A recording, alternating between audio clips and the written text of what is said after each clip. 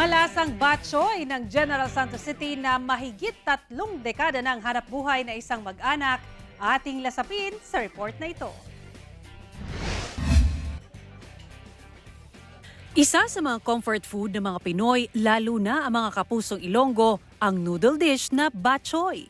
Kaya sa Barangay Baluan sa General Santos City, may patok na batchoyan na 38 taon ang nagsiserve ng binabalik-balikang batchoy. Ayon sa may-ari nito na si Mirna Daulong, simula ng pumanaw ang kanyang mister, ang kanilang batchoyan na ang pinagkukuhanan nila para sa pang-araw-araw nilang pangangailangan. Murag mautoy tibay na akong gisaligan nga dako-dako nga income nako ba nga pang-adlaw-adlaw nga saligan ako pangbayad sa eskwelahan, pang konsumo na mo adlaw-adlaw. Ang karaniwang ingredients ng batchoy ay noodles, pork, fried garlic at itlog.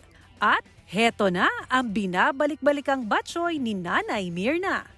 Mahigit 50 serving ng batchoy ang kanilang isiniserve at naibebenta bawat araw na swak sa panlasa ng kanilang mga customer. Sa tuwing wala akong almusal, eto na, dito na ako diretso kay Nanay.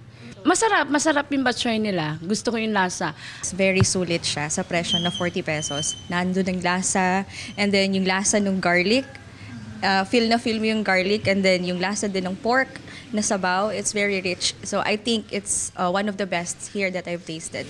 Payo naman ni Nanay Mirna sa mga nagsisimula pa lang sa kanilang mga negosyo. Tiyaga lang, kung halimbawa maghina, hindi na magdulaan si pag-asa.